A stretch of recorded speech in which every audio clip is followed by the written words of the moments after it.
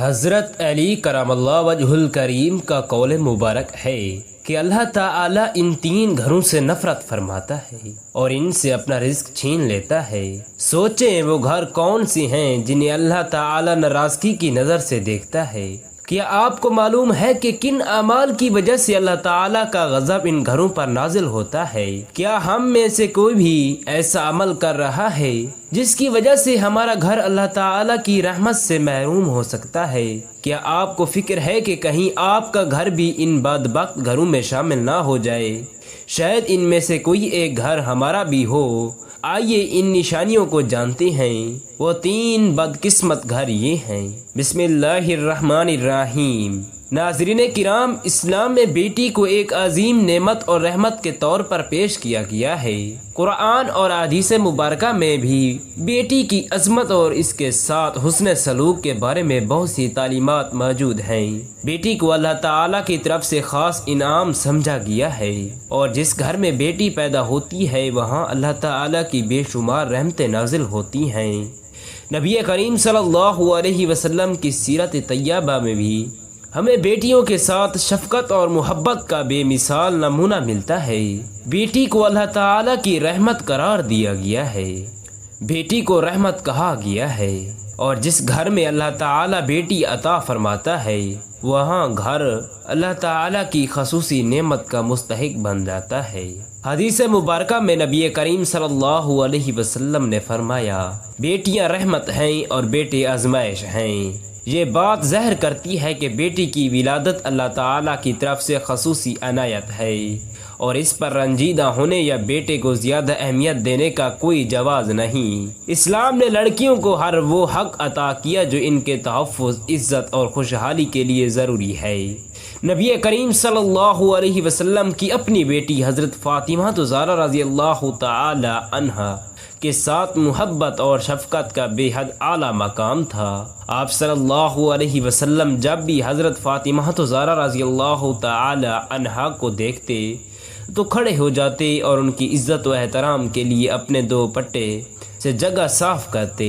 ایک بار نبی کریم صلی اللہ علیہ وسلم نے فرمایا، فاطمہ میرے جسم کا حصہ ہے، جس نے اسے ناراض کیا اس نے مجھے ناراض کیا۔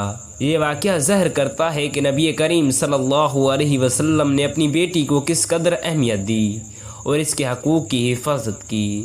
بیٹیوں کی پرورش پر جنت کی بشارت۔ نبی کریم صلی اللہ علیہ وسلم نے بیٹیوں کی اچھی پرورش کرنے والوں کو جنت کی خوشخبری دے دی۔ آپ صلی اللہ علیہ وسلم نے فرمایا، جس شخص نے 3 بیٹیوں کی پرورش کی، ان کے ساتھ نرمی اور شفقت سے پیش آیا اور ان کی شادی کر دی تو وہ جنت میں داخل ہوگا۔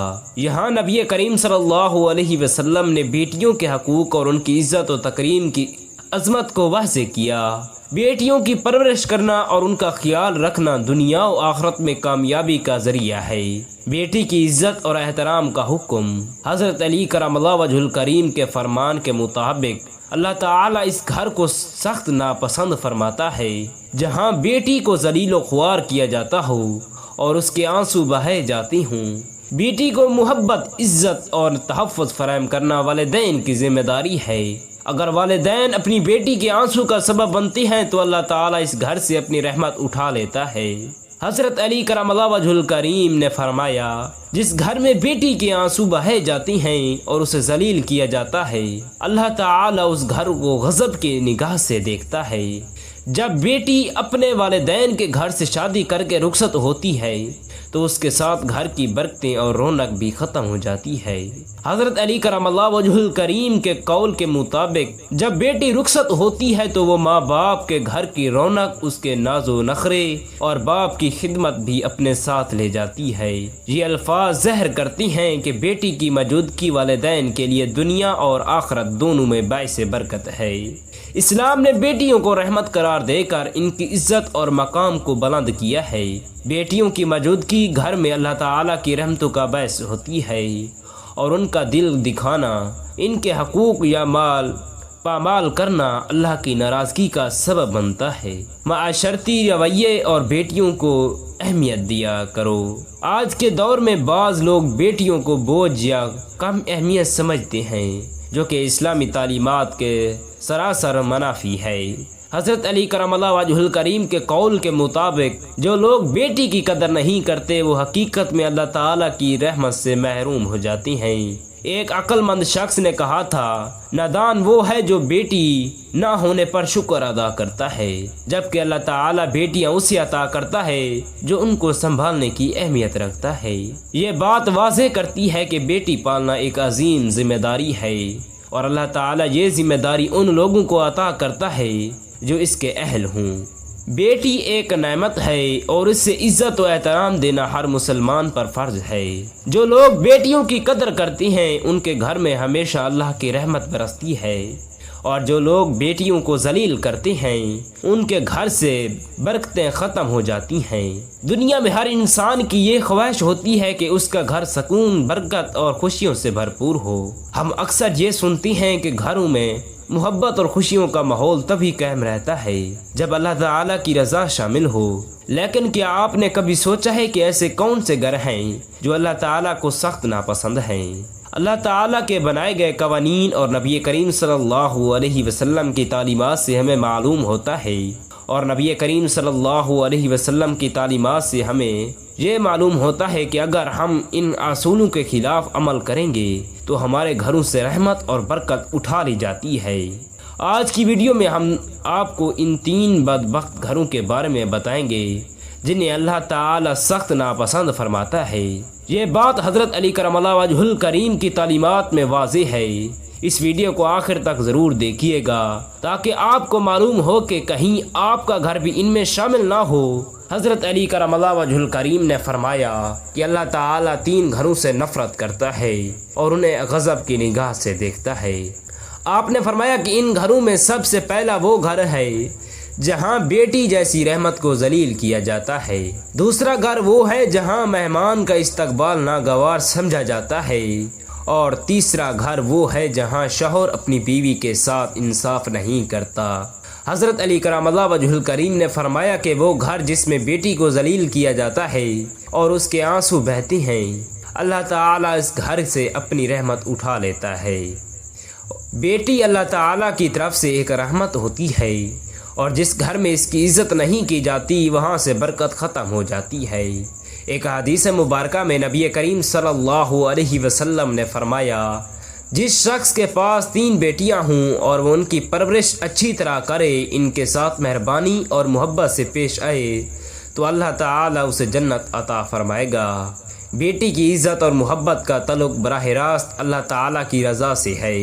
اگر ہم اپنی بیٹیوں کی قدر نہیں کریں گے تو اللہ تعالیٰ کی رحمت سے محروم ہو جائیں گے۔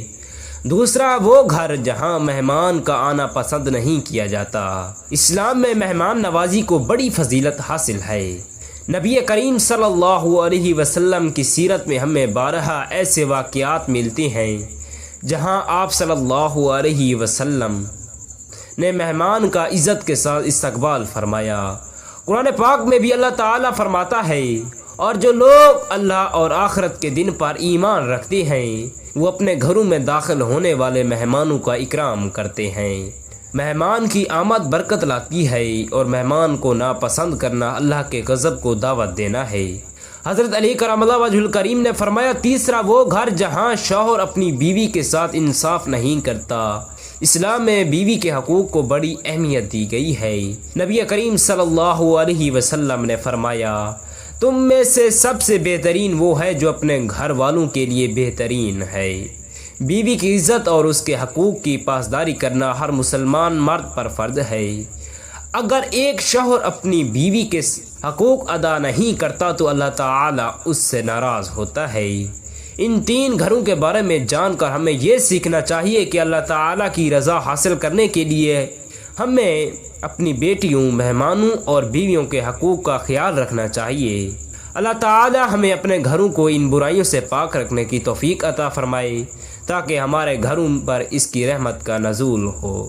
ناظرین، اس طرح کی پیاری پیاری ویڈیو دیکھنے کے لیے ہمارے چینل کو سبسکرائب کریں اور ہمارے پیارے نبی کریم صلی اللہ علیہ وسلم کے 99 ناموں میں سے ایک نام ضرور کمنٹ کریں۔